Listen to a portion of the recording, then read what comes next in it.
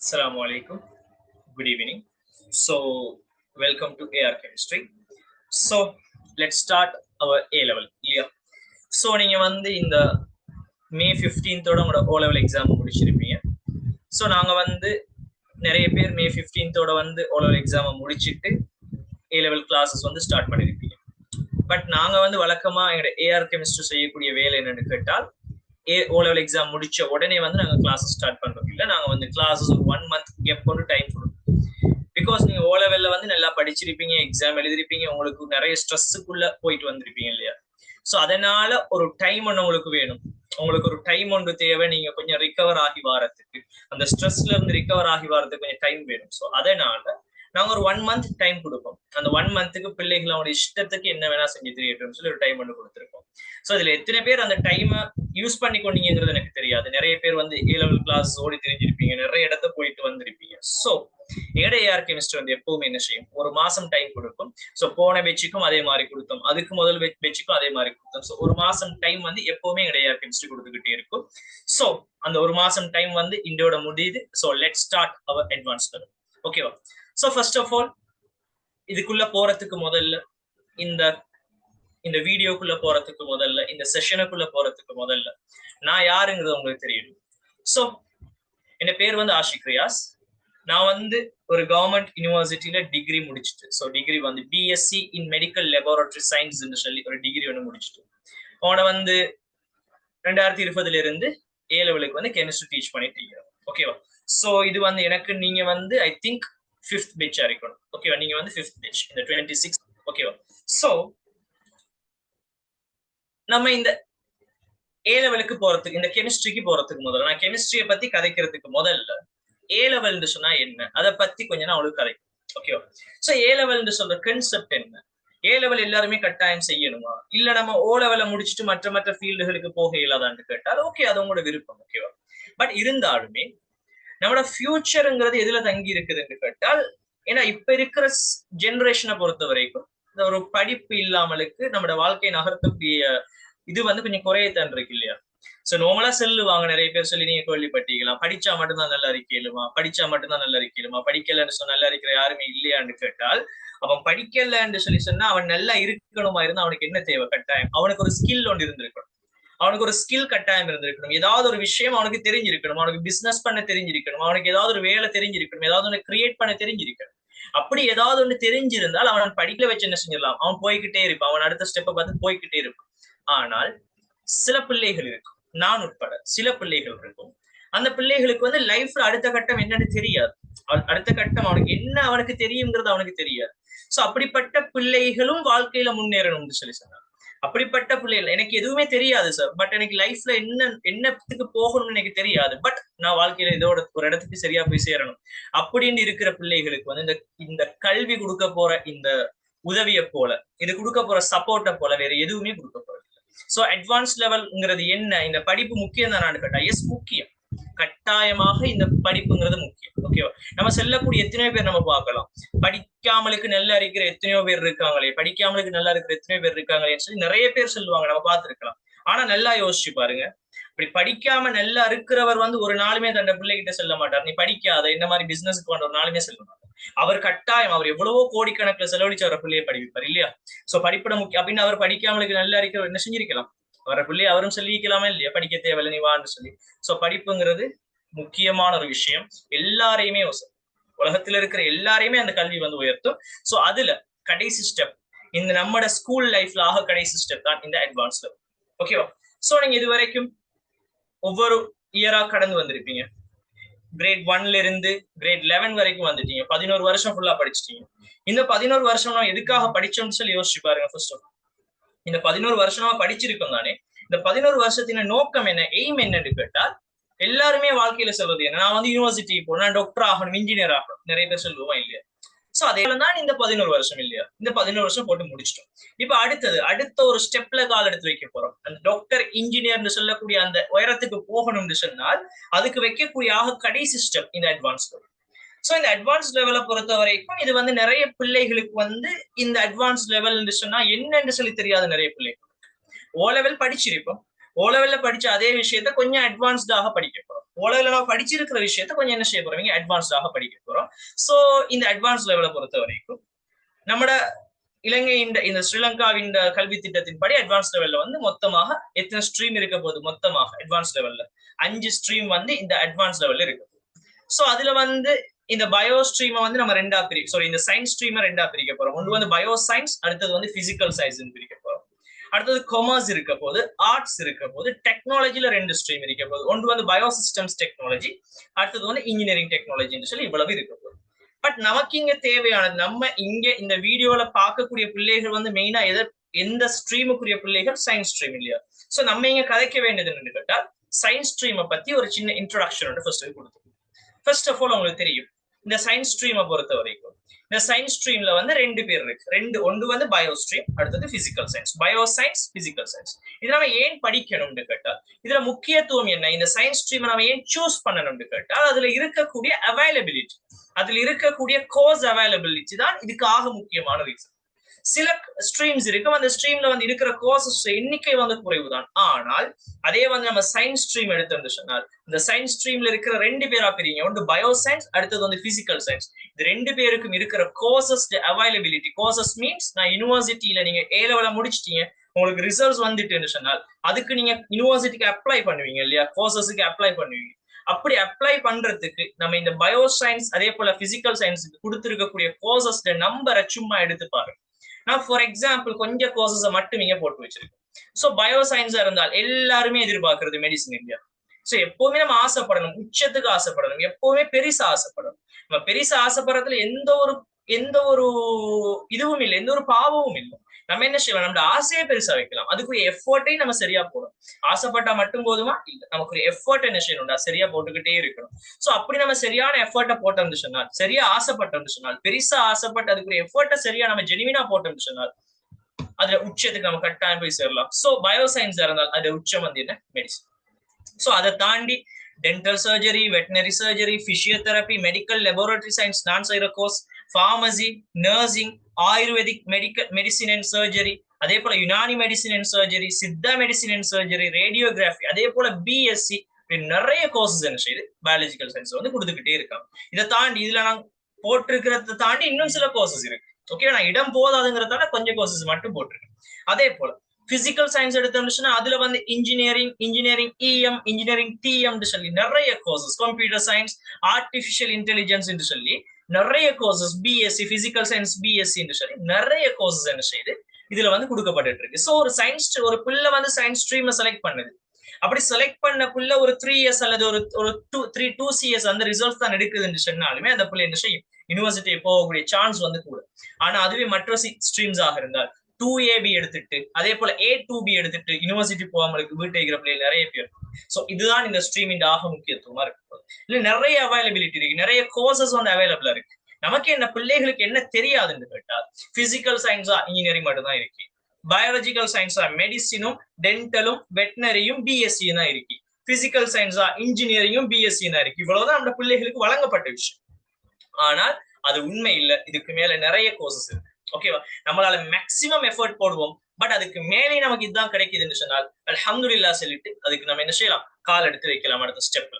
ஓகேவா, சோ இதை தாண்டி நம்ம இங்க பயாலஜிக்கல் சயின்ஸ் பிசிக்கல் சயின்ஸ் சொல்லி 2 கோர்ஸ் இருக்கு, 2 பார்ட்டா பிரிச்சிருக்கேன். இதை தாண்டி இன்னும் சில கோர்சஸ் இருக்கும். அது எப்படிப்பட்ட கோர்சஸ் கேட்டா அது என்ன ஸ்ட்ரீம் படிச்சாலும் அந்த கோர்சஸ்க்கு போகலாம், என்ன ஸ்ட்ரீம் படிச்சாலும் என்ன செய்யலாம், அந்த கோர்ஸுக்கு வந்து அப்ளை பண்ணலாம். For example architecture, design, fashion design and product development, low, இப்படி இருக்கக்கூடிய நிறைய கோர்சஸ். அதே போல information ICT, information communication technology, physical education, science and technology, இப்படி நிறைய கோர்சஸ் இருக்கு. இது எல்லா ஸ்ட்ரீம் படிச்ச பிள்ளைகளும் என்ன செய்யலாம், அப்ளை பண்ணலாம். சோ இது Z ஸ்கோர் அடிப்படையில வந்து எல்லாருக்குமே கிடைக்கும். சோ யோசிச்சு பாருங்க, நம்ம இந்த சயின்ஸ் ஸ்ட்ரீம் படிக்கிறதால நமக்கு இருக்கக்கூடிய ஒரு ஆப்பர்ச்சுனிட்டியை பாருங்க, எத்தனை விதமான கோர்சஸ் இருக்கு.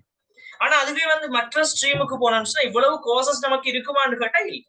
சோ இந்த சயின்ஸ் ஸ்ட்ரீமை பொறுத்த வரைக்கும் பிள்ளைகள் நிறைய பேர் அதை சூஸ் பண்ணக்கூடிய ஆக முக்கியமான ஒரு காரணம் அதுல இருக்கக்கூடிய கோர்ஸ் இந்த எண்ணிக்கை. ஓகே, நிறைய கோர்சஸ் இருக்கு, நமக்கு ஒன்று மிஸ் ஆனாலும் ஒன்று கிடைச்சிடும், அந்த நம்பிக்கை பிள்ளைகள் இருக்கும். ஆனா அதுக்கு என்ன செய்யணும், நம்மளும் கொஞ்சம் எஃபர்ட் போடணும். ஓகேவா, சோ இது வந்து இந்த சயின்ஸ் ஸ்ட்ரீம் நம்ம சூஸ் பண்ணக்கூடிய ஒரு காரணமாக இருக்கு. சயின்ஸ் ஸ்ட்ரீம்ல இருக்கிற முக்கியத்துவம் என்ன, அதுல இருக்கிற கோர்சஸ் பத்தி நம்ம இது படிக்கிறதுக்கு முதல்ல நமக்கு ஒரு ஐடியா ஒன்று கிடைக்கணும் இல்லையா? ஓகேவா? சோ இப்ப நம்ம என்ன செய்வோம், ஏ லெவலுக்குள்ள போவோம். சோ ஏ லெவலை பொறுத்த வரைக்கும், இந்த ஏ லெவல்ங்கிற கன்செப்டை பொறுத்த வரைக்கும் சயின்ஸ் ஸ்ட்ரீம் நம்ம ஆல்ரெடி சொன்னது போல ரெண்டாக இருக்கு. ஒன்று வந்து பயோ சயின்ஸ், அடுத்தது பிசிக்கல் சயின்ஸ்.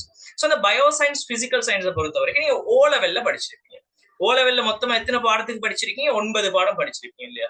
சோ ஓ லெவல் டீச்சர் உங்களுக்கு சொல்லி இருக்கும் எப்படி நீங்க வந்து ஓ லெவல் கஷ்டம் 9 பாடம், ஓ லெவல் கொஞ்சம் கஷ்டப்பட்டு படிச்சீங்களாக இருந்தால் ஏ லெவல் 3 பாடம் தான், அது ஈஸியா பாஸ் ஆயிடலாம்னு சொல்லி சில டீச்சர்ஸ் வந்து சொல்றது உண்டு. அது உண்மையாண்டு கேட்டால் எஸ், ஏ லெவல் 3 பாடம் தான், அது சரி.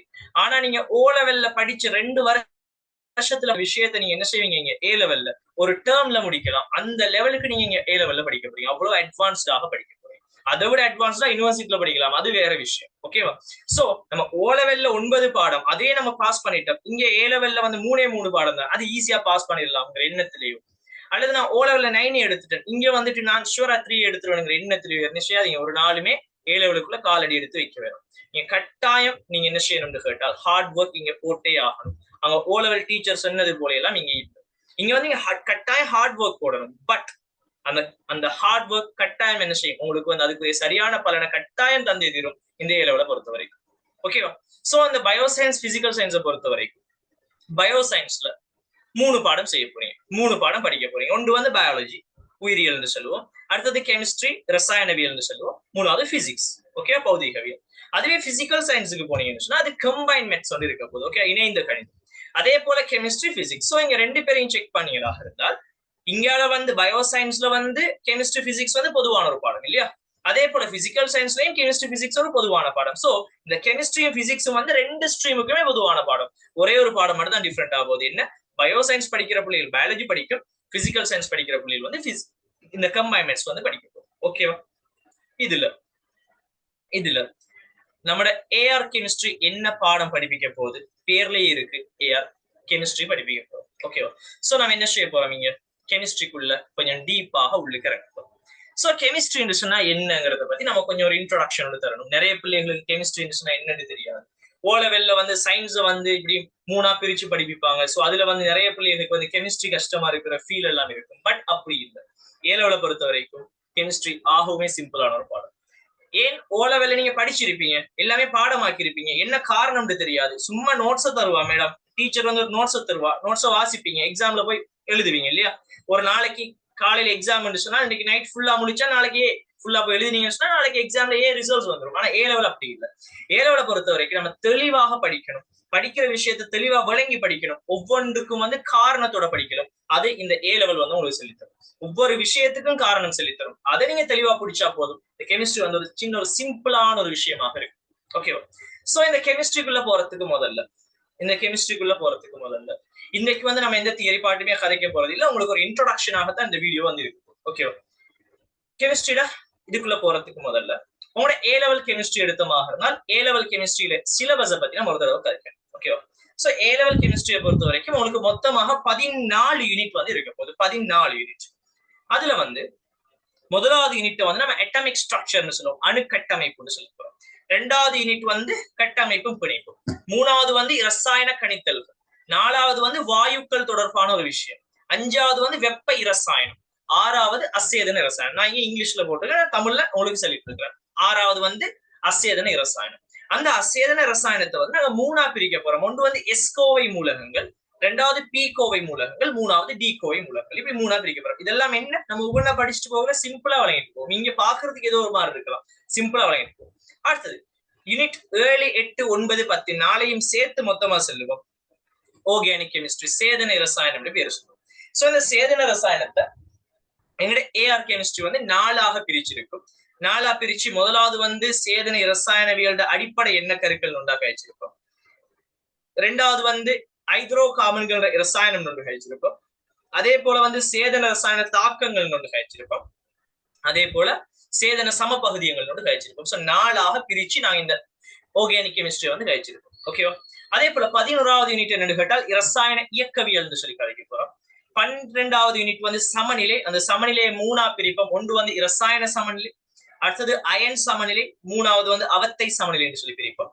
13வது யூனிட் வந்து மின் இரசாயனவியலாக இருக்கும். 14வது யூனிட் கைத்தொழில் ரசாயனமாக இருக்கும். அந்த கைத்தொழில் இரசாயனத்தை பொறுத்த வரைக்கும் நாங்க 2 கதைக்கணும். ஒன்று வந்து கைத்தொழில் உற்பத்திகளை பத்தி கதைக்கணும், 2வது வந்து சூழல் மாசாகத்தை பத்தி கதைக்கணும். சோ இவ்வளவையும் வந்து கெமிஸ்ட்ரியால நம்ம என்ன செய்ய போறோம், கதைக்க போறோம். கெமிஸ்ட்ரி நாலேஜை வச்சு கதைக்க போறோம். சோ இதுதான் நம்மளோட சிலபஸாக இருக்கு. இதுல இந்த யூனிட் 1 and 2 இந்த 2 பேரையும் சேர்த்து நம்ம சொல்லுவோம் என்னன்னு கேட்டால் பொது இரசாயனம், ஜெனரல் கெமிஸ்ட்ரி ஒரு பேர் வந்து சொல்ல போறோம். டேர்ம் வந்து யூஸ் பண்ண general chemistry. So unit 1 and 2 இந்த ரெண்டும் சேர்ந்து தான் உங்களோட ஃபைனல் பேப்பர்ல கேள்விகள் வரப்போகுது வழக்கமா. ஓகேவா? சோ இது ஜெனரல் கெமிஸ்ட்ரி. அதே போல யூனிட் 4, 5 யூனிட் 4, 5 இந்த 2 பேரும் வந்து பிசிக்கல் கெமிஸ்ட்ரியோட பேசிக் என்று சொல்லி சொல்லுவோம். ஓகே, பிசிக்கல் கெமிஸ்ட்ரியோட பேசிக்காக இருக்கு. அதே போல யூனிட் 11, 12, 13 இந்த கெமிக்கல் கைனெட்டிக்ஸ், ஈக்விலிபிரியம், எலக்ட்ரோகெமிஸ்ட்ரி இந்த 3 பேரையும் மொத்தமா சேர்த்து சொல்ல போறோம் பிசிக்கல் கெமிஸ்ட்ரி. சோ இது நமக்கு தெளிவாக வழங்கணுமாக இருந்தால் நமக்கு எது தெளிவாக வழங்கியிருக்கணும், பிசிக்கல் கெமிஸ்ட்ரியோட பேசிக் யூனிட் 4 and 5 நமக்கு தெளிவாக வழங்கியிருக்கணும். சோ இது எல்லாமே என்ன செய்யும், ஒவ்வொரு யூனிட்டும் ஒன்றோட ஒன்று தொடர்பு பட்டே வரப்போகுது. சோ நம்ம ஸ்டார்டிங்ல இருந்து எல்லாமே தெளிவாக படிக்கணும் கட்டாயம். ஓகேவா? சோ இந்த சிலபஸ் பத்தின ஐடியா நமக்கு கட்டாயம் தேவை. சோ நம்ம ஸ்டார்ட் பண்ண போற யூனிட் வந்து யூனிட் 1 ஆக இருக்கும். நம்ம அடுத்த கிளாஸ்ல வந்து அடுத்த வீடியோல யூனிட் 1 தியரி பார்ட் நம்ம ஸ்டார்ட் பண்ணுவோம். ஓகேவா? இதுக்கு எல்லாத்துக்கும் போறதுக்கு முதல்ல நிறைய பேர் வந்து இது சொல்றது இல்ல, நிறைய பேர் இதை பத்தி யோசிக்கிறது கூட இல்ல, பிள்ளைகள் அதை பத்தி யோசிக்கிறது கூட இல்ல. ஒரு ஃபைனல் எக்ஸாம் ஃபார்மேட் எப்படி இருக்கும், நம்ம ஏ லெவல் படிக்க வரோம், ஏ லெவல் படிக்க வர்றது உண்மையே சொல்லுங்க, எனக்கு வந்து கமெண்ட் பண்ணுங்க. யாராவது இங்க ஏ லெவல் படிக்க வாரது கெமிஸ்ட்ரியின் ஆழத்தை கண்டுபிடிப்போம், கெமிஸ்ட்ரி என்னன்னு பார்ப்போம், அதுக்காக யாராவது படிக்க வாரீங்களா? யாராவது படிக்க வாரீங்களா? இல்ல. நம்ம படிக்க வர்றதுக்கு காரணம் என்ன, ஏ லெவல்ல கெமிஸ்ட்ரியிலேயே எடுக்கணும், அது மட்டும் தான் நம்மளோட தேவை. உண்மையா இல்ல. சோ ஏ லெவல்ல வந்து நம்மளோட நோக்கம் வந்து எக்ஸாம் நல்லா செய்யணும், அது மட்டும் தான் நம்மளோட நோக்கம், ரைட்? சோ நம்மளோட அல்டிமேட் கோல் என்ன, எக்ஸாம் பேப்பரை பத்தி தான் நம்ம யோசிச்சுட்டு இருக்கோம். இங்க படிக்கிறது கூட அந்த ஃபைனல் எக்ஸாம் நம்ம என்ன செய்யணுங்கிறத பத்தி யோசிக்கிறதுக்காக நம்ம இங்க படிச்சுட்டு இருக்கோம் இல்லையா? சோ நமக்கு என்ன கட்டாயம் தெரியணும்டா, நம்ம இதுக்காக படிக்கிற நமக்கு கட்டாயம் என்ன தெரியணும், ஒரு ஃபைனல் எக்ஸாம் எப்படி இருக்குங்கிறது தெரியணுமா இல்லையா, ஒரு ஃபைனல் எக்ஸாம் பேப்பரோட ஃபார்மேட் எப்படி இருக்குன்னு தெரியணுமா இல்லையா? சோ ஃபைனல் எக்ஸாம் பேப்பரோட ஃபார்மேட்டை பத்தி நான் கதைக்க வேண்டியது ஆக முக்கியம். நிறைய பிள்ளைகளுக்கு இது சொல்லி கொடுப்பாரு இல்ல. 2024 இந்த வருஷம் எக்ஸாம் எழுத போற நிறைய பிள்ளைகளுக்கு இந்த விஷயம் தெரியாது. ஃபைனல் எக்ஸாம் பேப்பர் என்ன ஃபார்மேட்ல இருக்கும், அதுக்கு எத்தனை கேள்வி வரும், எப்படி அதுக்கு ஆன்சர் பண்றங்கிற கான்செப்ட் வந்து நிறைய பிள்ளைகளுக்கு தெரியாது. சோ நான் இந்த வீடியோலயே நான் அதை முடிச்சுவேன். ஓகேவா? சோ உனக்கு கெமிஸ்ட்ரி பேப்பர் எடுத்த மாதிரி இருந்தா, கெமிஸ்ட்ரி பேப்பர் எடுத்த மாதிரி இருந்தா இந்த கெமிஸ்ட்ரி பேப்பர்ல வந்து 2ஆக இருக்கு. ஒன்று வந்து இதை பாத்தீங்கன்னா இரசாயனவியல் 1 சொல்லி இருக்கு, அதே மாதிரி இரசாயனவியல் 2. சோ கெமிஸ்ட்ரி 1, கெமிஸ்ட்ரி 2 சொல்லி 2 இருக்கு. ஓகேவா? இதுல இந்த கெமிஸ்ட்ரி 1 என்று சொல்றது என்னன்னு கேட்டால் full and fully MCQ part. So எத்தனை எம்சிக்யூ இருக்கு, நீங்க ஓ லெவல்ல 40 எம்சிக்யூ இல்லையா, 40 எம்சிக்யூ எத்தனை ஆன்சர் இருக்கு, ஒரு எம்சிக்யூல 4 ஆன்சர். ஏ லெவல் வந்து அந்த 40 இங்க எத்தனை மாறப்போகுது, 50ஆக மாறப்போகுது. சோ 50 எம்சிக்யூ, ஒரு எம்சிக்யூல 5 ஆன்சர்ஸ் இருக்க போகுது. சோ நீங்க 5 சாய்ஸஸ் இருக்கீங்க. ஓகேவா? சோ கெமிஸ்ட்ரி 1ல வந்து 50 எம்சிக்யூ இருக்கு. கெமிஸ்ட்ரி 2 எடுத்தமாக இருந்தால் கெமிஸ்ட்ரி 2 வந்து பார்ட் 2 சொல்றது போல அந்த பார்ட் 2ல வந்து என்ன செய்யும், அந்த கெமிஸ்ட்ரி 2ல 3 பார்ட் இருக்கு. ஒன்று வந்து பார்ட் ஏ, 2வது பார்ட் பி, 3வது பார்ட் சி. இந்த பார்ட் ஏல என்ன இருக்குன்னு கேட்டா 4 ஸ்ட்ரக்சர்ட் பார்ட் இருக்கும். ஸ்ட்ரக்சர்னா என்ன, கீழே கோடு இருக்கும், கேள்வி கீழே கோடு இருக்கு, நம்ம அந்த கோட்லயே ஆன்சர் பண்ணணும். இதுதான் ஸ்ட்ரக்சர் பார்ட். இப்படி 4 கேள்விகள் இருக்கும், 4 பெரிய கேள்விகள் இருக்கு. பார்ட் பிக்கு போனோம்னா 3 எஸ்ஏ கேள்விகள் இருக்கு. எஸ்ஏ கேள்வின்னு சொன்னா கேள்வி இருக்கு, நம்ம ஆன்சர் வந்து ஒரு பேப்பர்ல எழுத போறோம் இல்லையா, ஆன்சர் வந்து பேப்பர்ல எழுத போறோம். அதே போல பார்ட் சிலையும் 3 எஸ்ஏ இருக்கு. சோ டோட்டலா 50 எம்சிக்யூ இருக்க போது, அதே போல 10 கேள்வி வந்து பார்ட் 2ல இருக்க போகுது. ஓகே, இப்ப கெமிஸ்ட்ரி 1 பத்தின ஒரு ஐடியா வந்து தந்துடுறேன். சோ கெமிஸ்ட்ரி 1 பொறுத்த வரைக்கும் அதுல வந்து 50 எம்சிக்யூ இருக்கும், ஒவ்வொன்றிலையும் 5 சாய்ஸ் இருக்கு. அதுல எது பெர்ஃபெக்டான சாய்ஸோ நீங்க அதுக்கு ஆன்சர் பண்ண போறீங்க. ஓகேவா? சோ 50 எம்சிக்யூன்னு சொல்லக்குள்ள எத்தனை மார்க்ஸ் கேட்டா நம்ம என்ன சொல்லணும், ஒரு எம்சிக்யூக்கு 1 மார்க்ஸ். சோ மொத்தமான 100 மார்க்ஸ்ல, பேப்பர்ல 100 மார்க்ஸ்ல ஒரு எம்சிக்யூக்கு வந்து 1 மார்க்ஸ் கிடைக்க போகுது. சோ 50 எம்சிக்யூ டோட்டல் எத்தனை மார்க்ஸ், 50 மார்க்ஸ் இந்த பேப்பர் 1ல இருந்து, கெமிஸ்ட்ரி 1ல இருந்து மட்டும் நமக்கு கிடைக்க போகுது. ஓகேவா? 50 மார்க்ஸ் இந்த கெமிஸ்ட்ரி 1ல இருந்து. அப்ப கெமிஸ்ட்ரி 2ல இருந்து மிச்சமா இருக்கிற 50 மார்க்ஸ் மட்டும். ஓகேவா? இதுல நம்ம வழக்கமா நமக்கு தெரியும் என்ன, இந்த ஓ லெவல்ல 40 கேள்வி இருக்கா, 4 ஆன்சர் இருக்கு, நம்ம மார்க் பண்ணுவோம் இல்லையா? ஆனா ஏ லெவல்ல ஃபார்மேட் கொஞ்சம் டிஃபரெண்டா இருக்கு. என்னன்னு கேட்டால் அந்த 50 கேள்வியில ஃபர்ஸ்ட் 30 கேள்வி 1ல இருந்து 30 வரைக்கும் இவ்வளவு கேள்வியும் எப்படி இருக்கும்னு கேட்டா நீங்க ஓ லெவல்ல செஞ்சது போல ஒரு கேள்வி இருக்கும், அதுக்கு கீழே வந்து 5 ஆன்சர், 4 ஆன்சர், இங்க வந்து 5 ஆன்சர் இருக்கும் போது அதுல எது சரியான ஆன்சர், இங்க நான் இங்க காட்டி இருக்கிறது போல எது சரியான ஆன்சர் நீங்க என்ன செய்ய போறீங்க, அதை மார்க் பண்ண போறீங்க. அது வந்து 1-30 வரைக்கும் இருக்க போகுது. ஓகேவா? அதுல எந்த மாற்றமும் இல்ல. சோ 1-30 வரைக்கும் as usual வழக்கமான மெத்தட்ல நம்ம ஆன்சர் பண்ண. ஆனால் 31-40க்கு என்ன செய்ய போகுதுன்னு கேட்டால் நம்ம கேள்வியின் ஃபார்மேட் கொஞ்சம் மாறப்போகுது. எப்படி மாறும் கேட்டால் ஏதாவது ஒரு கேள்வி இருக்கும். ஏதாவது ஒரு கேள்வி இங்க தந்திருக்கிறது கூட ஒரு கேள்வி இருக்கும். அந்த கேள்விக்கு 4 கூற்று இருக்கும். ABCD சொல்லி 4 கூற்று இருக்கும். அந்த கேள்விக்கு எது சரியோ எது பொருத்தமோ நம்ம என்ன செய்யணும்னு கேட்டால் அந்த கேள்விக்கு எது பொருத்தமோ நம்ம என்ன செய்யணும்னு கேட்டால் அதை வந்து செலக்ட் பண்ணுவோம். அதை செலக்ட் பண்ணி சரியா பிள்ளையாங்கிறத மட்டும் என்ன செய்யணும் நம்ம இங்க செல்ல போறோம். அது சரியா பிள்ளையாங்கிறத மட்டும் தான் இங்க செல்ல போறோம். இப்ப இந்த கேள்வியை பொறுத்த வரைக்கும் இந்த கேள்வியை பொறுத்த வரைக்கும் ஏயும் பியும் இந்த கேள்விக்கு பொருத்தமான ஆன்சர்னு சொன்னால் ஏயும் பியும் இந்த கேள்விக்கு சரியான ஆன்சர்னு சொன்னா நம்ம என்ன செய்யணும்? இங்க வந்து ஏயும் பியும் சரியா இருக்கும், அல்லது ஏயும் சியும் சரியா இருக்கும், அல்லது ஏயும் டியும் சரியா இருக்கும். இப்படி அந்த கேள்விக்குரிய ஆன்சர்ஸ் வந்து எதா வேணா இருக்கணும். சோ இந்த 31-40 நம்ம எப்படி ஆன்சர் பண்ண போறோம்னு கேட்டால் ஏயும் பியும் சரியா இருந்தால் முதலாவது ஆன்சர், பியும் சியும் இந்த கேள்விக்கு பொருத்தமா இருந்தா விட 2வது, சியும் டியும் சரியா இருந்தா விட 3வது, ஏயும் டியும் சரியா இருந்தா விட 4வது, மிச்சம் எதுவா இருந்தாலும் சரி விட 5. மிச்சம் எதுவா இருந்துச்சுன்னா எப்படி ஏயும் சியும் சரி வருது, நான் இந்த இதுக்குள்ள தேடுறேன் ஏயும் சியும் சரியா வர ஏதாவது ஒரு சோடி இருக்கா இல்ல, அப்ப விட 5. அதே மாதிரி ஒரு பியும் டியும் வருது, இதுக்குள்ள அந்த பியும் டியும் சோடி இதுக்குள்ள இருக்கா இல்ல, அப்ப விட 5. 4மே சரியா வருது, 4மே சரியா வர சோடி இதுக்குள்ள இருக்கா இல்ல, அப்ப விட 5. சோ நம்ம அதை தாண்டி என்ன வந்தாலும் சரி விட 5ஆக இருக்கு. ஓகேவா? சோ இது ஒரு ஃபார்மேட்டா இருக்கு. அதே போல 41-50 எப்படிப்பட்டதா இருக்குன்னு கேட்டால் இங்க 2 கூற்றுகள் இருக்கு போது. இது வந்து முதலாம் கூற்று, அதே போல இது 2ஆம் கூற்று. சோ இந்த கேள்விகளுக்கு நம்ம ஆன்சர் பண்ணக்குள்ள இதுக்கு செய்ய வேண்டிய வேலை முதலாவது கூற்று வாசிக்க வேண்டியது, அது சரியா புரியாது மட்டும்தான் செல்ல வேண்டியது. முதலாவது கூற்று வாசிக்கிறது அது சரியா, எஸ் சரின்னு சொன்னா ஓகே ஒரு டிக் சரி. 2வது கூற்று வாசிக்க வேண்டியது சரியா, எஸ் அது சரின்னு அடுத்த டிக். இப்ப 2 கூற்றுமே சரியா இருக்கு, 2 கூற்றுமே சரியா இருக்கு. இந்த 2 கூற்றுக்கும் இடையில ஒரு நல்ல தொடர்பு கொண்டு இருக்கு. இந்த 2 கூற்று வந்து ஒரே விஷயத்தின் அடிப்படையான கூற்று தான் என்று கேட்டால் சோ 2 கூற்றுமே சரி, அது தொடர்பும் வந்து இருக்குன்னு சொன்னால் விட 1. அதே போல இது ஒரு கூற்று சரி, 2வது கூற்று சரி, இந்த 2க்கும் இடையில எந்த ஒரு சம்பந்தமுமே இல்லை, அது வேற ஒரு விஷயத்தை பத்தி காய்க்கு, இது ஒரு வேற விஷயத்தை பத்தி காய்க்கு சொன்னால் அதுக்கு வந்து விட 2. முதலாவது கூற்று சரி, 2வது கூற்று பிழை என்று சொன்னால் விட 3. முதலாவது பிழை, 2வது சரி என்று சொன்னால் விட 4. 2மே பிழைன்னு சொன்னா 5. இங்க நான் வந்து கொஞ்சம் மாறி போட்டிருப்பேன். 2மே பிழைன்னு சொன்னா விட 5. ஓகேவா? 2மே பிழைன்னு சொன்னா விட என்ன 5ஆக இருக்கு. ஓகேவா? சோ இது வந்து 2024 எக்ஸாம் எழுத போற நிறைய பிள்ளைகளுக்கு தெரியாது. சோ அந்த பிள்ளைகளை பார்த்ததுலதான் நான் முடிவெடுத்தேன். இல்ல நம்ம இதை பத்தி எக்ஸாம் நம்ம ஸ்டார்ட் பண்றதுக்கு முதல்லயே கெமிஸ்ட்ரியில பிள்ளைகள் கை வைக்கிறதுக்கு முதல்லயே நான் அந்த விஷயங்களை சொல்லி கொடுக்கணும். ஓகேவா? சோ இதனால இதுகளை கொஞ்சம் பழக்கப்படுத்திக் கொடுங்க. இந்த விஷயத்தை நீங்க கொப்பியில நோட் பண்ணி வச்சாலும் சரி, ஏன்னா தேவைப்படும். ஏன்னா கொஞ்ச காலத்துல பழக்கப்படும், கொஞ்ச காலத்துல அதுக்கு பழக்கப்பட்டுரும். பட் அது வரைக்கும் என்ன செய்யணும், பழக்கப்படும் வரைக்கும் இதை நீங்க பார்த்து தான் நீங்க ஆன்சர் பண்ண போய். இது வந்து கெமிஸ்ட்ரிக்கு மட்டுமானது.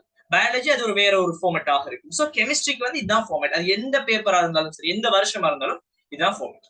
ஓகே, இது வந்து கெமிஸ்ட்ரி 1. கெமிஸ்ட்ரி 2 எடுத்தோம்னு சொன்னால் இந்த கெமிஸ்ட்ரி 2ல வந்து 4 ஸ்ட்ரக்சர்ட் क्वेश्चन இருக்கு. சோ ஸ்ட்ரக்சர்னு சொல்றது என்ன, கீழே கோடு போட்டு மேல கேள்வி இருக்கு. அந்த கோட்டிலேயே என்ன செய்ய போறோம், நம்ம ஆன்சர் பண்ண போறோம்.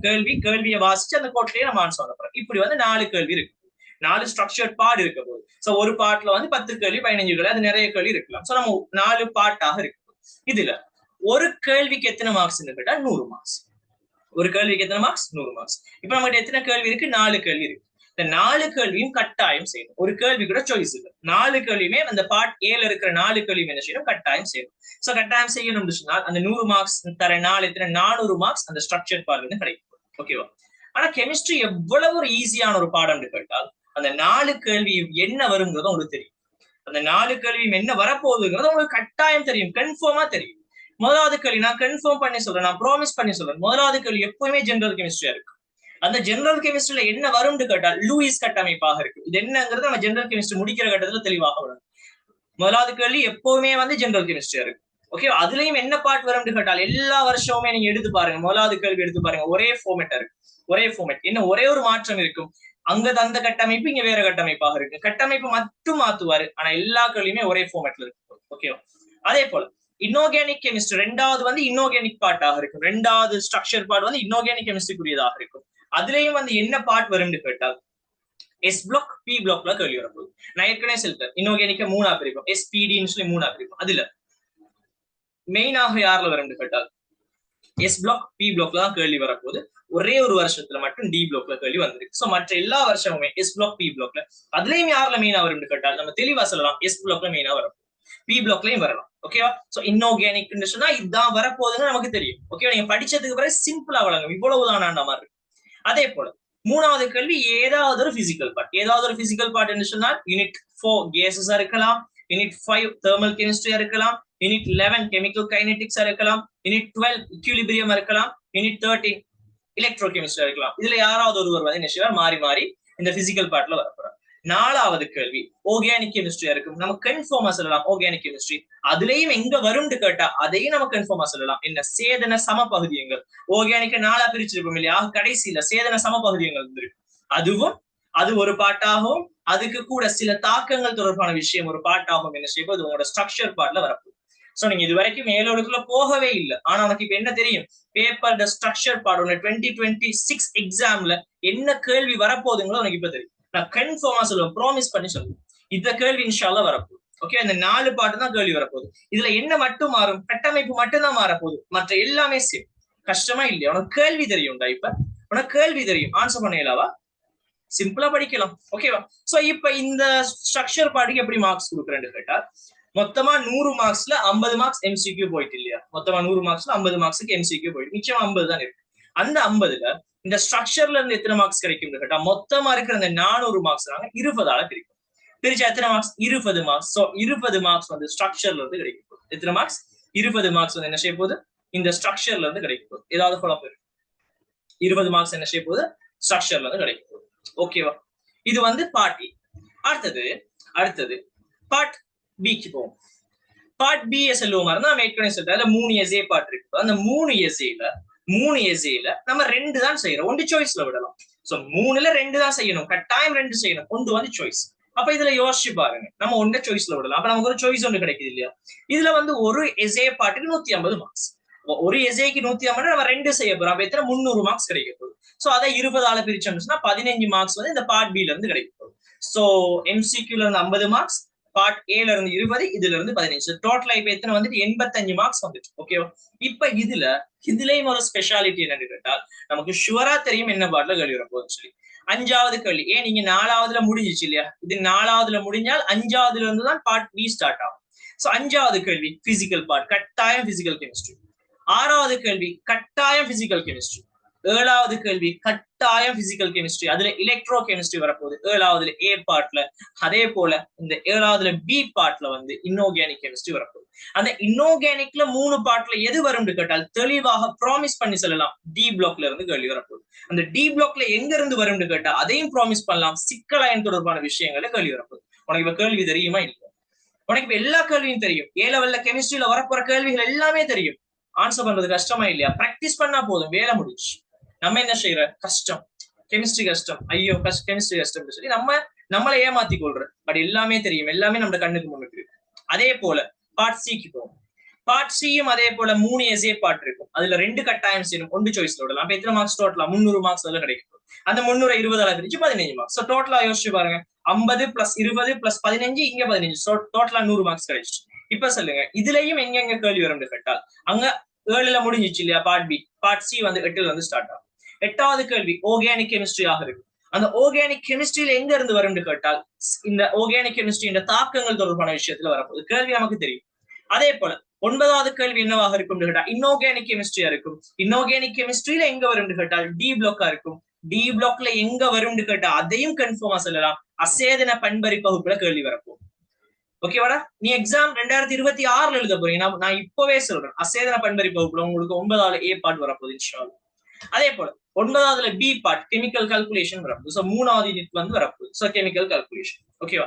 அதே போல 10வது கேள்வி இண்டஸ்ட்ரியல் அண்ட் என்வாயன்மெண்டல்ல வரப்போகுது. சோ இண்டஸ்ட்ரியல் அண்ட் என்வாயன்மெண்டல் வந்து நிறைய பிள்ளைகள் என்ன பிரச்சனைன்னு கேட்டால், எல்லா யூனிட்டுமே நல்லா படிக்கிறது, ஆனா இண்டஸ்ட்ரியல் என்வாயன்மெண்டலுக்கு டைம் கொடுக்கறது. ஏன்னா அது கடைசியா இருக்கிற யூனிட். பட் நிறைய பிள்ளைகளுக்கு வழங்குறது இல்ல இந்த யூனிட். முக்கியத்துவம் ஆக சிம்பிளான ஒரு யூனிட், ஈஸியா மார்க்ஸ் ஸ்கோர் பண்ணக்கூடிய யூனிட். ஆனா பிள்ளைகள் படிக்கிறீர்கள். படிக்காமலுக்கு விட்டால் சாய்ஸ் எல்லாம் இல்ல, 8ஐயும் 9ஐயும் கட்டாயம் செய்யணுங்கிற கட்டாயப்பாடுக்குள்ள பிள்ளைகள் உள்ளடக்கப்படுது. ஆனால் நான் எந்த ஸ்டூடெண்ட்ஸுக்கு எப்பவுமே சொல்ற விஷயம், 10வது கேள்விக்கும் ரெடியா, எல்லா கேள்விக்கும் ரெடியா, இருக்கிற 10 கேள்விக்கும் ரெடியா எதை செய்யச்சுனாலும் செய், உனக்கு எல்லாமே இயலும். அந்த லெவலுக்கு வா, இதுதான் உனக்கு தேவையான விஷயம். ஓகேவா? ஃபர்ஸ்ட்டுக்கு நான் இதை சொல்லி தரணும் கட்டாயம். உங்களுக்கு நீங்க இந்த கெமிஸ்ட்ரியோட ஆழத்துக்குள்ள கால வைக்கிறதுக்கு முதல்ல என்ன செய்யணும், அதை பத்தின ஒரு ஓவரால் பிக்சர் உங்களுக்கு என்ன செய்யணும் கட்டாயம் தெரியும். ஓகேவா? ஓகேவா? சோ இது வந்து ஒரு ஃபைனல் பேப்பர்ல ஒரு ஃபார்மேட்டாக இருக்கும். சோ இதை நீங்க நல்லா மைண்ட்ல வச்சுக்கொள்ளுங்க. அதுக்கு அடுத்ததாக இந்த ஏ லெவல் படிக்கிறதாக இருந்தால், இந்த ஏ லெவல் கெமிஸ்ட்ரிக்கு நம்ம போறதாக இருந்தால், இந்த ஏஆர் கெமிஸ்ட்ரியில நீங்க கிளாஸை ஃபாலோ பண்றதாக இருந்தால் உங்களுக்கு தேவையான விஷயம், ஏஆர் கெமிஸ்ட்ரி இல்லைன்னு சொன்னாலுமே உங்களுக்கு தேவையான விஷயம் என்ன கேட்டால், அதுக்கு சில டாக்குமெண்ட்ஸ் வந்து தேவைப்படும். முதலாவது ஒரு குறிப்பிட்ட ஒரு நோட் எடுத்தீங்களா இருந்தால், குறிப்பிட்ட ஒரு யூனிட் எடுத்தீங்கன்னு சொன்னால் அதுக்குன்னு சொல்லி நீங்க 2 காப்பி எடுக்கணும். ஒன்று வந்து நோட்ஸ் எழுதுறதுக்குன்னு சொல்லி ஒரு காப்பி எடுக்கணும். ரெண்டாவது வந்து பாஸ் பேப்பர் கேள்விகள் செய்யறதுக்குன்னு ஒரு காப்பி எடுக்கணும். சோ நீங்க 2 காப்பி கட்டாயம் எடுக்கணும். ஓகேவா? நீங்க தெளிவாக படிக்கிறதா அந்த 2 காப்பி எடுக்கணும். அதே போல ரிசோர்ஸ் புக் எடுக்கணும். ரிசோர்ஸ் புக் எங்க கிடைக்கும்னு கேட்டா நீங்க NIE வெப்சைட்ல எடுக்கலாம். எனக்கு ஜஸ்ட் கிளாஸுக்கு வர போற ஸ்டூடெண்ட்ஸ்க்கு நான் ஆட்டோமேட்டிக்கா ரிசோர்ஸ் புக் நான் டவுன்லோட் பண்ணி குரூப்ல அப்லோட் பண்ணுவேன். எதுவுமே யோசிக்க தேவையில்லை. அப்படி இல்லைன்னு சொன்னா நீங்க என்ன செய்யலாம், வேற ஸ்டூடெண்ட்ஸ் பாக்குறீங்களா இருந்தால் நீங்க கூகுள்ல போயிட்டு NIE show other materials search பண்ணுங்க. NIE show other materials search பண்ணுங்க. அதுக்குள்ள நிறைய ரிசோர்ஸ் புக் இருக்கு. ரிசோர்ஸ் புக்னா என்னன்னு தெரியாத பிள்ளைகளுக்கு சொல்றேன். நீங்க ஓ லெவல்ல உங்களுக்கு சயின்ஸ் புத்தகம் கிடைச்சிருக்கும் இல்லையா, அதே மாதிரி ஓ லெவல்ல மேத்ஸ் புத்தகம் கிடைச்சிருக்கு, இங்கிலீஷ் புத்தகம் கிடைச்சிருக்கு, இப்படி புக்ஸ் எல்லாம் கிடைச்சிருக்கு. அப்படி உங்களுக்கு இங்க புக்ஸ் தர மாட்டாங்க, ஏ லெவல்ல புக்ஸ் தர மாட்டாங்க. ஆனா அந்த புக்ஸ்ல பிடிஎஃப்ஸ் எல்லாமே என்ன செஞ்சிருப்பாங்க கேட்டா வெப்சைட்ல இருக்கு. நீங்க என்ன செய்யலாம், அந்த புக்ஸை டவுன்லோட் பண்ணி நீங்க பிரிண்ட் பண்ணி நீங்க யூஸ் பண்ணலாம், அதை படிக்கலாம். அதை தாண்டி கேள்வி உங்களுக்கு வர போறீங்க ஃபைனல் எக்ஸாம். ஓகேவா? சோ ரிசோர்ஸ் புக் உங்களோட கையில இருக்கு. அதே போல கொஸ்டின் கலெக்ஷன் இருக்கணும் கட்டாயம். கேள்விகளோட கலெக்ஷன் இருக்கு. திரும்ப திரும்ப ஒரு விஷயத்த மைண்ட்ல வச்சுக்க, மறந்துடாத திரும்ப திரும்ப நான் சொல்லக்கூடிய ஒரு விஷயம் என்னன்னு கேட்டால், ஒரு கேள்வியின் கடினமான கேள்விகளை ஒரு புள்ள சந்திக்காத வரைக்கும் அந்த கேள்வியின் அந்த தியரியின் ஆழத்தை அந்த புள்ளியால ஒரு நாளுமே அடையல. சோ கட்டாயம் உனக்கு ஒரு தியரி வழங்கணுமாக இருந்தால் என்ன செய்யணும், கட்டாயம் அந்த கேள்வி அந்த தியரி பாட்டுக்குரிய கேள்வியை கட்டாயம் செஞ்சிருக்கணும். சோ நாங்க இங்க என்ன செய்ய போறோம்னு கேட்டால், குறிப்பிட்ட ஒரு யூனிட்டுக்கான கம்ப்ளீட்டான கொஸ்டின் கலெக்ஷன் வந்து இந்த ஏஆர் கெமிஸ்ட்ரி உங்களுக்கு தரும். ஓகேவா? குறிப்பிட்ட ஒரு யூனிட்டுக்கான கம்ப்ளீட்டான கொஸ்டின் கலெக்ஷன். சோ இந்த கொஸ்டின் கலெக்ஷன் எப்படி இருக்கும்னு கேட்டால், 1980 ஆண்டுல இருந்து 2023 ஆண்டு வரைக்கும் இருக்கிற அந்த யூனிட்டுக்குள்ள வந்த MCQ கேள்விகள் எல்லாமே நாங்க கலெக்ட் பண்ணுவோம். அதே போல ஸ்ட்ரக்சர் எஸ்ஏ பார்ட் வந்து 2011 இருந்து 2023 வரைக்கும் இருக்கிற ஸ்ட்ரக்சர் எஸ்ஏ பார்ட் எல்லாத்தையும் கலெக்ட் பண்ணி ஒரு டியூட்டா கிரியேட் பண்ணி PDF ஆக நான் வச்சிருக்கோம். அந்த PDF கவர் பேஜ் தான் நீங்க பாக்குறது முன்னுக்கு. ஓகேவா? சோ இந்த PDF வந்து உங்களுக்கு என்ன செய்யும், இந்த ஃபர்ஸ்ட் கிளாஸ் வீடியோ கிடைக்கக்குள்ள, இந்த வீடியோ உங்களுக்கு கிடைக்கக்குள்ள இந்த PDF உங்களுக்கு சேர்ந்து கிடைக்கும் இன்ஷாஅல்லாஹ். இந்த வீடியோ முடியிற டைம்ல இந்த PDF உங்களுக்கு என்ன செய்யும், அப்லோட் பண்ணுவோம். சோ இங்க ரிசோர்ஸ் புக் அண்ட் இந்த கொஸ்டின் கலெக்ஷன் PDF இந்த ரெண்டும் வந்து நாங்க தருவோம். நீங்க இதை பிரிண்ட் பண்ணி அழகா பைண்ட் பண்ணி உங்களோடயே வச்சுக்கொள்ளும். சோ ஒவ்வொரு யூனிட்டுக்குமே அது மாதிரி ரிசோர்ஸ் புக் இருக்கும், அதே போல வந்து PDF இருக்கும். எல்லாமே உங்களோட கையில இருக்கும், எப்பவுமே இருக்கணும். ஓகேவா? அதே போல இதை தாண்டி நீங்க வச்சுக்கொள்ள வேண்டிய 2 விஷயம் என்னன்னு கேட்டால், ஒரிஜினல் பாஸ் பேப்பர். நிறைய பேர் வந்து பாஸ் பேப்பருக்கு யூஸ் பண்றது என்னன்னு கேட்டால், பாஸ் பேப்பர் புக்ஸ் யூஸ் பண்றோம்.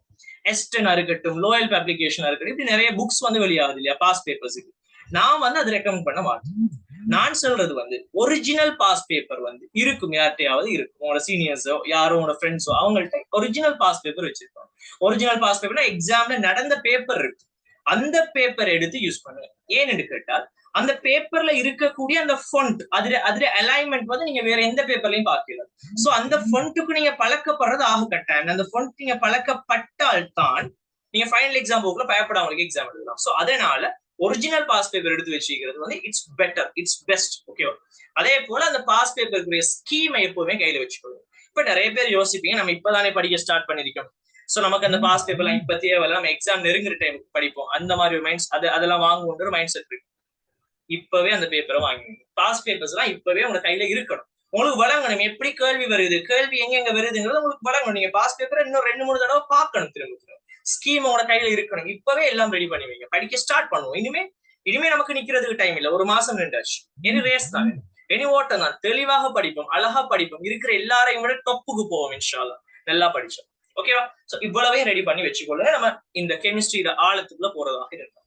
இப்ப எங்கட ஏஆர் கெமிஸ்ட்ரியை பத்தி சொல்றோம். சோ ஏன் ஏஆர் கெமிஸ்ட்ரி முக்கியம்? சோ ஏஆர் கெமிஸ்ட்ரி, சோ உங்களுக்கு கெமிஸ்ட்ரியை பத்தி வழங்கிட்டு நீங்க எப்படி படிக்கணும்னு சொல்லிட்டோம். ஏஆர் கெமிஸ்ட்ரி ஏன் முக்கியம், ஏன் ஏஆர் கெமிஸ்ட்ரி வந்து பிள்ளைகள் விரும்புறதுக்குரிய காரணம் என்ன காரணம் கேட்டால், இந்த ஆன்லைன் கிளாஸஸ் வந்து உருவானதும் உங்களுக்கு தெரியும். நிறைய பேர் வந்து பார்த்திருப்பீங்க. இந்த கொரோனா பீரியட் அந்த டைம்ல தான் அந்த ஆன்லைன் கிளாஸ் உருவாகுது இல்லையா? சோ அந்த கொரோனா பீரியட்ல உருவான கிளாஸஸ்ல முதலாவதாக உருவான கிளாஸஸ்ல எங்க கிளாஸ் உண்டு, இந்த ஏஆர் கெமிஸ்ட்ரி. ஓகே, சோ இந்த ஆன்லைன் எப்படி நடக்க போகுது, இந்த ஆன்லைன் ஃபார்மேட்ல வந்து ஒரு எக்ஸ்பீரியன்ஸ்டான ஒரு டீம் தான் எங்க டீம். ஓகேவா? சோ எக்ஸ்பீரியன்ஸ்டான ஒரு டீமா இருக்க போது, அதே போல உங்களோட ஜெனரேஷன்ல இருக்க ஒரு டீச்சர் நீங்க படிக்க போறீங்க. ஓகே, உங்களோட ஜெனரேஷன்ல இருக்கிற ஒரு டீச்சர் படிக்க போறீங்க. சோ நீங்க உங்களோட ஜெனரேஷன்ல என்னென்ன விஷயங்கள் பாத்தீங்களோ அதை வச்சு வழங்கப்படுத்த போற ஒரு டீச்சரை நீங்க படிக்க போறீங்க. சோ யங் டீச்சர்ஸ் படிக்கிறத வந்து விரும்பி கொள்ளுங்க. ஓகேவா? சோ அது நடக்க போகுது. அதே போல இந்த கிளாஸ் வந்து every student, each and every student வந்து இங்க கேர் பண்ணப்படும். இந்த கிளாஸ்ல வந்து each and every student care பண்ணப்படும். அது எப்படி sir each and every students தான் எப்படி? நிறைய பேர் வந்து அதுல நம்பிக்கை இல்லை. அந்த ஈச் அண்ட் எவ்ரி ஸ்டூடெண்ட்ஸ் வந்து கேர் பண்ற இந்த கான்செப்ட்ல வந்து நிறைய பேருக்கு நம்பிக்கை இல்லை. அதை எப்படி கேர் பண்ற ஈச் அண்ட் எவ்ரி ஸ்டூடெண்ட்ஸ்? நாங்க பண்ணுவோம் கேர். எங்களோட ஏஆர் கெமிஸ்ட்ரி வந்து அந்த கேர் பண்ணும், எப்பவுமே பண்ணும். உங்களுடைய ஃபைனல் எக்ஸாம் போகும் வரைக்கும் பண்ணும். ஒரு பிள்ளை வந்து டவுட் கேட்குதாக இருந்தால் நிறைய கிளாஸஸ் பார்த்திருப்பீங்க. நீங்க டவுட் கேட்டா ரிப்ளை வராது நிறைய கிளாஸஸ். ஆனால் எங்களோட ஏஆர் கெமிஸ்ட்ரி அப்படி இருக்காது. ஏன்னு கேட்டால் எங்களோட பிள்ளைகள் போடக்கூடிய ஒவ்வொரு மெசேஜும் நான் வாசிக்கிறேன். டீச் பண்ற நான் வாசிக்கிறேன். ஒவ்வொரு மெசேஜும் நான் வாசிக்கிறேன். அட்மின் இருந்தாலுமே அந்த மெசேஜஸ் நான் வாசிக்கிறேன். ஒவ்வொரு பிள்ளையோட மெசேஜ், ஒவ்வொரு பிள்ளையோட பிரச்சனையும் வந்து நான் வாசிச்சுட்டு இருக்கேன். சோ ஒவ்வொரு பிள்ளைக்கும் வந்து நான் அதுக்குரிய டவுட்ஸ் நான் கிளியர் பண்ணிக்கிட்டே இருக்கிறோம். ஒவ்வொரு பிள்ளையோட தேவையை நாங்க கேட்டுக்கிட்டே இருக்கிறோம். ஒவ்வொரு பிள்ளையாக அதுவா வந்து நாங்க எங்கள்கிட்ட கேட்கிற டைம்ல நாங்க அதுக்குரிய சொல்யூஷன்ஸ் கொடுத்துக்கிட்டே இருக்கிறோம். சோ ஒவ்வொரு ஸ்டூடெண்டாக எங்களுக்கு கான்டெக்ட் பண்ணுவோம். ஓகேவா? என்ன டவுட் இருந்தாலும் சரி வாட்ஸ்அப்ல மெசேஜ் போடுங்க, ரிப்ளை கட்டாங்க. எங்க ஏஆர் கெமிஸ்ட்ரியில இருந்து வேற எந்தெந்த கிளாஸஸ் அது எங்களுக்கு தெரியாது, எங்க ஏஆர் கெமிஸ்ட்ரி உங்களுக்கு ரிப்ளை பண்ணும். அதே போல எங்கட மெத்தட் வந்து இந்த பழைய காலத்து இந்த ஒயிட் போர்ட் மெத்தட் எல்லாம். சோ ஒயிட் போர்ட்ல எல்லாம் நின்றுட்டு பிள்ளைகளோட டைமை போகாட்டிட்டு நோட்ஸ் எழுதிட்டு அதெல்லாம் எங்கட மெத்தட் இல்லை. எங்கட வந்து ஹை குவாலிட்டி மெத்தடாக இருக்கு. எங்கட வந்து ஹை குவாலிட்டியா இருக்கும். அதே போல வந்து நியூ மெத்தடாக இருக்கும் எங்க கிளாஸ். நியூ மெத்தட்னு சொன்னா யூனிவர்சிட்டிக்கு போனா எப்படி படிக்க போறீங்களோ அதை நாங்க இங்கேயே உங்களுக்கு பழக்கப்படுத்தும். இப்படித்தான் எங்க கிளாஸ் இருக்க போகுது. சோ இப்படி ஒரு ஸ்கிரீன் ஷேர் ஆகத்தான் இருக்க போகுது. இந்த ஸ்கிரீன் ஷேர்ல தேவையான எல்லா அனிமேஷன்ஸ், எல்லா டெமான்ஸ்ட்ரேஷன் வீடியோஸ் எல்லாமே காட்டப்போம். ஒரு விஷயத்தை வழங்கணும்னா நீங்க ஸ்கூல்ல பிராக்டிகல்ஸ் பார்க்கல, பட் எங்க இதுல நாங்க பிராக்டிகலுக்குரிய வீடியோஸ் எல்லாம் காட்டுவோம். எல்லாமே காட்டி தான் அந்த கிளாஸஸ் போக போகுது. ஸோ இந்த ஆன்லைன் கிளாஸ்ங்கிறது ஆக ஒரு நல்ல வரமான ஒரு விஷயம். ஆனா நிறைய பேர் என்ன செய்யறாரு, ஜூம்ல கிளாஸஸ் போட்டுட்டு கவரேஜ் இஷ்யூ அது இதுன்னு சொல்லி ஃபுல்லா பிள்ளைகளை போட்டு கஷ்டப்படுத்திட்டு இந்த ஜூமுக்கு மேலேயே வெறுப்பு ஏற்படுத்து. எங்களோட கிளாஸ் அப்படி இருக்காது. எங்களோட கிளாஸ் முழுக்க பிள்ளைகளோட ஃப்ரெண்ட்லியாக, ஸ்டூடெண்ட் ஃப்ரெண்ட்லியாக தான் எங்களோட கிளாஸ் போயிட்டு இருக்கோம். ஓகே, உங்களுக்கு ஈஸியா வழங்கப்படுத்துறதுக்கு ஏற்ற மாதிரி நீங்க உலகத்துல நீங்க உங்களோட சூழல்ல பார்க்கக்கூடிய நிறைய விஷயங்களை வச்சுதான் எங்களோட கிளாஸஸ் வந்து போயிட்டு இருக்கு. ஏன்னா அதே போல நாங்க ஏற்கனவே சொன்ன விஷயம் தான், 44 வருஷம் 80ஆம் ஆண்டுல இருந்து கடைசி வருஷம் வரைக்கும் வந்து இருக்கிற எல்லா எம்சிக்யூ பார்ட் எல்லா கேள்வியும் செஞ்சு காட்டப்போம். ஒரு கேள்வி விடாம எல்லா கேள்வியும் தீரியோட சேர்த்து செஞ்சு காட்டப்போம். அதே போல 14 வருஷம் 2011 இருந்து கடைசி வருஷம் வரைக்கும் வந்து இருக்கிற எல்லா ஸ்ட்ரக்சர் எஸ்ஏ பாட்டும் ஃபுல்லா செஞ்சு காட்டப்போம். ஒரு கேள்வி விடாம செஞ்சு காட்டப்போம். சோ இது இவ்வளவும் வந்து ஒரு சின்ன பேமெண்ட்ல தான் கிடைக்கும். நீங்க பெருசாலாம் பே பண்ண போறீங்க. இவ்வளவுக்கு நீங்க பண்ண போற பேமெண்ட் ஒரு சின்ன பேமெண்ட்டா தான் இருக்கு. ஓகேவா? இவ்வளவு ஒரு சின்ன பேமெண்ட்ல கிடைக்க போகுது. ஆனால் இந்த வீடியோஸுக்குரிய எக்ஸஸ் வந்து எவ்வளவு காலம் இருக்குன்னு கேட்டால் லைஃப் லாங் எக்ஸஸ். நீங்க எங்கேயுமே கேள்விப்பட மாட்டீங்க. இந்த லைஃப் லாங் எக்ஸஸ் வந்து யாருமே கொடுக்கறது இல்லை.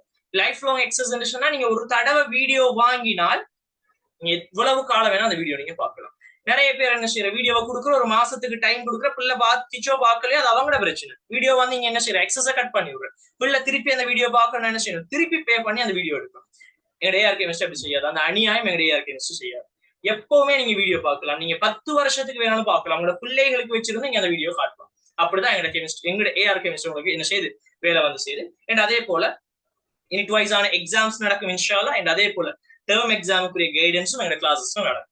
இந்த கிளாஸ் முழுக்க ஃபைனல் எக்ஸாம் நோக்கி தான் போய் கொண்டிருக்கும். ஆனால் டேர்ம் எக்ஸாமுக்குரிய கைடன்ஸ் வந்து இந்த கிளாஸஸ்ல வந்து என்ன செய்யப்பட்டிருக்கும், வழங்கப்பட்டுக்கிட்டே இருக்கு. ஓகேவா? நாங்க எப்படி டீச் பண்ண போறோம்னு கேட்டா நான் உங்களுக்கு சொல்லிட்டேன். இதுதான் எங்களோட ஒயிட் போர்ட், பழைய ஒயிட் போர்ட் மெத்தட் எல்லாம் இல்லை, எங்களோட இந்த PowerPoint slide show method. ஓகேவா? இதுல வந்து ஒரு வீக்குக்கு இப்ப ஸ்டார்டிங் பாயிண்ட்ல நீங்க இப்பதான் ஸ்டார்ட் பண்றீங்க இல்லையா, அதனால ஒரு வீக்குக்கு ஒரு வீடியோ அப்லோட் பண்ணுங்க. அந்த ஒரு வீடியோ எதுக்கு சமனா இருக்குன்னு கேட்டா நீங்க ஜூம் கிளாஸஸ்ல போய் 4 நாள் படிக்கிற விஷயத்த நாங்க இங்க ஒரு வீடியோல சொல்ல போறோம். ஆனா உங்களுக்கு லோட் ஆகாது. நான் ஷுவரா சொல்லுவேன், உங்களுக்கு லோட் ஆகாது. ஓகேவா? ஜூம் கிளாஸஸ்ல சார் எழுதணும், இது செய்யணும், நோட்ஸ் செல்லணும், இப்படி எல்லாம் நிறைய டைம் எடுக்கும். அந்த டைம் வேஸ்ட் எதுவுமே எங்க ஜூம் இந்த கிளாஸ்ல இருக்காது. நீங்க 4 நாள் படிக்க போற விஷயத்த ஒரு நாள்ல படிப்பீங்க. லோட் ஆகுமே சார் யோசிச்சா இல்ல, லோட் ஆகாது. சிம்பிளா படிச்சுட்டு போகலாம், ஃப்ரீயா படிச்சுட்டு போகலாம். ஓகேவா? ஏன்னா வீக்ல ஒரு நாள் தான் நீங்க கெமிஸ்ட்ரிக்கு டைம் கொடுக்க போறீங்க. மிச்சம் அவ்வளவு நாளும் வந்து என்ன செய்ய போறீங்க, மத்த பாடத்துக்கு டைம் கொடுக்க போறீங்க. So it's enough, final exam வரைக்கும் போதும். ஓகேவா? சோ ஸ்டார்டிங்ல வீக்ல ஒரு நாள் வந்து கிளாஸ் நடக்கும். சோ அந்த கிளாஸ்ல வந்து எந்த ஒரு பிரச்சனையுமே இல்லை. நாங்க என்ன செய்ய போறோம் இல்ல, உங்களுக்கு வந்து இந்த நோட்ஸ் எல்லாம் செல்லிட்டு எல்லாம் நிக்க போறது இல்லை. எல்லாத்துக்குமே உங்களுக்கு என்ன செய்யப்படும், தெளிவாக பிடிஎஃப் கிடைக்கும். நீங்க பிடிஎஃப் அழகா கையால் எழுதி கொள்ளலாம் அல்லது பிரிண்ட் பண்ணிக்கொள்ளலாம். It's up to you. ஓகேவா? சோ அதே போல வீடியோ போடுறோம்னு சொன்னால் நீங்க விரும்பின டைமுக்கு திரும்ப திரும்ப அந்த வீடியோஸ் பார்த்து கொள்ளக்கூடிய மாதிரி இருக்கு. வீடியோஸ் அப்லோட் பண்ணுவோம், நீங்க என்ன செய்யலாம், எப்ப வேணா உங்க விருப்பத்துக்கு அந்த வீடியோ வந்து பார்த்து கொள்ளக்கூடிய மாதிரி இருக்கு. அதே போல டவுட்ஸ் இருக்கா, வாட்ஸ்அப்ல அந்த டவுட்ஸ் வந்து கிளியர் பண்ணப்படும். ஓகேவா? அதே போல குறிப்பிட்ட ஒரு தியரி நாங்க முடிக்கிறோம்னு சொன்னால் அந்த தியரிக்குரிய கேள்விகள் எல்லாமே வந்து என்ன செய்யப்படும், உடனடியாக அதுல எக்ஸ்பிளைன் பண்ணப்படும். அந்த குறிப்பிட்ட தியரிக்குரிய எல்லா கேள்விகளும் வந்து உங்களோட பாஸ் பேப்பர்ல இருக்கிற எல்லா கேள்விகளும் எக்ஸ்பிளனேஷன் கட்டாயம் தரும். சோ அந்த தியரி முடிச்சால் அந்த தியரிக்குரிய கேள்விகளை செஞ்சீங்கன்னு சொன்னா இந்த தியரி 100% கிளியர். அந்த லெவல்ல தான் எங்க கிளாஸஸ் வந்து போயிட்டு இவ்வளவு வந்து நாங்க செய்ய போற வேலை. ஓகேவா? இப்ப நீங்க என்ன செய்யணும்னு கேட்டால் நீங்க செய்ய வேண்டிய வேலை, இந்த கிளாஸ் நீங்க எப்படி ஃபாலோ பண்ணணும் அதை நாங்க சொல்றோம். முதலாவது நாங்க வந்து கிளாஸ் நாளைக்கு சொல்லி சொன்னால் இன்றைக்கு வந்து நோட்ஸ் அப்லோட் பண்ணுவோம். இன்ஷா அல்லாஹ் கிளாஸ் நாளைக்கு இருக்குன்னு சொன்னா இன்றைக்கு அந்த கிளாஸுக்குரிய நோட்ஸ் என்ன செய்யும், அப்லோட் பண்ணுவோம். சோ நீங்க என்ன செய்யணும்னு கேட்டால் அந்த நோட்ஸ் அழகா உங்களோட ஒரு கொப்பியில எழுதி கொள்ள வேண்டியது, அழகா எழுதி கொள்ள வேண்டியது. எழுதினத்துக்கு பிறகு அந்த நோட்ஸ் பத்தி உங்களுக்கு ஒரு ஐடியாவும் இல்லை இல்லையா, நான் விளங்கப்படுத்த இல்லை, உங்களுக்கு எந்த ஒரு ஐடியாவும் இல்லை. நீங்க செய்ய வேண்டிய வேலை அந்த நோட்ஸ் ஒரு தடவை நார்மலா ரீட் பண்ண வேண்டியது, சும்மா ரீட் பண்ண வேண்டியது. ரீட் பண்ணிட்டு வீடியோ போடுற அந்த நாளே அந்த வீடியோ பார்க்க வேண்டியது. வீடியோ லேட் பண்ணக்கூடாது. வீடியோ போடுற அந்த நாள் என்ன செய்ய வேண்டியது, வீடியோ பார்க்க வேண்டியது. வீடியோ எல்லாம் பார்த்து முடிச்சதுக்கு பிறகு நீங்க என்ன செய்யணும், எழுதின நோட்ஸை திருப்பி ஒரு தடவை என்ன செய்ய வேண்டியது, அழகா வாசிக்க வேண்டியது. இப்ப உங்களுக்கு ஐடியா தெரியும், அழகா வாசிக்க வேண்டியது. வாசிச்சதுக்கு பிறகு அந்த கேள்வி அந்த வீடியோல வந்து இந்த கேள்விகளை செய்யுங்கன்னு சொல்லியிருக்கோம். அந்த கேள்விகளை நீங்க என்ன செய்ய வேண்டியது, அழகா செஞ்சு பார்க்க வேண்டியது. செஞ்சதுக்கு பிறகு நான் உங்களுக்கு இன்னொரு காப்பி வாங்க சொல்லியிருப்பேன் பாஸ் பேப்பருக்கு. நீங்க செய்ய வேண்டியது அந்த தலைப்பை போட்டுட்டு அந்த கேள்வியின் நம்பரை போட்டு இந்த கேள்வியில முதலாவது கூற்று ஏன் சரி, இரண்டாவது கூற்று ஏன் சரி, மூணாவது கூற்று ஏன் பிழை, நாலாவது கூற்று ஏன் சரி, அஞ்சாவது கூற்று ஏன் சரின்னு சொல்லி அந்த கேள்விக்குரிய விளக்கத்தை நீங்க உங்களோட மொழி நடையில எழுத முடியும். சோ இப்படி 43 வருஷத்துல ஃபுல் எம்சிக்யூ பாடுற எலோபரேஷன் உங்க கையில இருக்க போது நீங்க எழுதின எலோபரேஷன். சோ யோசிச்சு பாருடா, ஒரு டவுட் வருதுன்னு சொன்னா நீ இன்னொரு ஆள்கிட்ட போகணுமா, உனக்கு நீ எழுதின மொழி நடை இருக்கு, நீ அதை பார்க்கலாம். இதை தாண்டியும் உனக்கு டவுட் வருதுன்னு சொல்லி சொன்னார் டைரக்டா என்கிட்ட கேட்கலாம். சோ யோசிச்சு பாரு, நீ வந்து படிக்க போற, யாருமே செய்யாத ஒரு விஷயத்த செய்ய போற. என்ன 43 வருஷத்துல இருக்கிற எம்சிக்யூ கேள்விகளுக்கு நீ எலோபரேஷன் எழுத போற. எவ்வளவு பெரிய விஷயம். அவ்வளவுக்கு எலோபரேஷன் எழுதின உனக்கு ஒரு 50 கேள்வி ஃபைனல் எக்ஸாம்ல செய்யலாமா இல்லையா? சோ இதை நாங்க இந்த கிளாஸஸ்ல வந்து செய்ய வைக்க போறோம். ஏன்னா அதே போல எல்லாமே செஞ்சிட்டீங்களா, அடுத்த கிளாஸ் வந்து அடுத்த வீக் நடக்க போகுதுன்னு சொன்னால் அதுக்கு முதல் நாளைக்கு என்ன செய்ய வேண்டியது, இந்த நோட்ஸை வந்து திருப்பி ஒரு தடவை நார்மலா ரீட் பண்ண வேண்டியது, அவ்வளவு போதும். இதை தாண்டி நீங்க எக்ஸ்ட்ராவா செய்ய வேண்டிய வேலை, வீக்ல ஒரு நாள் நீங்க என்ன செய்யணும், கட்டாயம் வச்சுக்கணும். அந்த ஒரு நாள் வந்து இதுக்கு முதல் படிச்ச அவ்வளவையும் மொத்தமா என்ன செய்யணும், ரிவைஸ் பண்ணணும். சோ இந்த வேலை செஞ்சுட்டே வந்தீங்கன்னு சொன்னா இப்ப 3 வருஷத்துக்கும் இந்த வேலையை நீங்க செஞ்சுட்டே வந்தீங்கன்னு சொன்னா நீங்க ஏ எடுக்கிறத வந்து இறைவனை தவிர, அது நீங்க ஏ எடுக்கிறத இறைவனை தவிர இல்ல சாரி ஏ பிளஸ் எடுக்கிறத இறைவனை தவிர வேற யாராலையும் தடுக்கிறார். சோ இதை நீங்க தெளிவாக இந்த வேலையை செய்வீங்கன்னு சொன்னால் ஏ பிளஸ் இன்ஷா அல்லாஹ் இறைவன் நாடினால் கட்டாயம் உங்களுக்கு ஏ பிளஸ் யாராலையும் தடுக்கிறார். இதை நீங்க தெளிவா செஞ்சுட்டு வந்தோம். ஓகேவா? சோ உங்களுக்கு இப்ப ஒரு ஐடியா ஒன்று கிடைச்சிருக்கும், இந்த ஏ லெவல் எப்படி இருக்க போகுது, இந்த கெமிஸ்ட்ரி எப்படி இருக்க போகுது ஒரு ஐடியா ஒன்று கிடைச்சிருக்கும். சோ ரெடியா இருக்கீங்களா? இந்த கெமிஸ்ட்ரின்னு சொல்லக்கூடிய சமுத்திரத்துக்குள்ள நம்ம ஒரு டைவ் ஒன்று அடிக்கலாமா? சோ உங்களோட அடுத்த கிளாஸ் இந்த 22nd வந்து உங்களோட ஃபர்ஸ்ட் வீடியோ அப்லோட் ஆகும் இன்ஷா அல்லாஹ். சோ 22க்கு முதல்ல உங்களோட எல்லா ஸ்டப்ஸையும் ஃப்ரீ ஆக்கி கொள்ளுங்க. 22ndல இருந்து ஏஆர் கெமிஸ்ட்ரியில இருந்து முதலாவது கெமிஸ்ட்ரிக்குரிய எக்ஸ்பிளனேஷன் வீடியோ அப்லோட் ஆகும். ஓகேவாடா? So all the best. நம்ம இன்ஷா அல்லாஹ் 22nd வந்து சந்திக்கலாம். So thank you.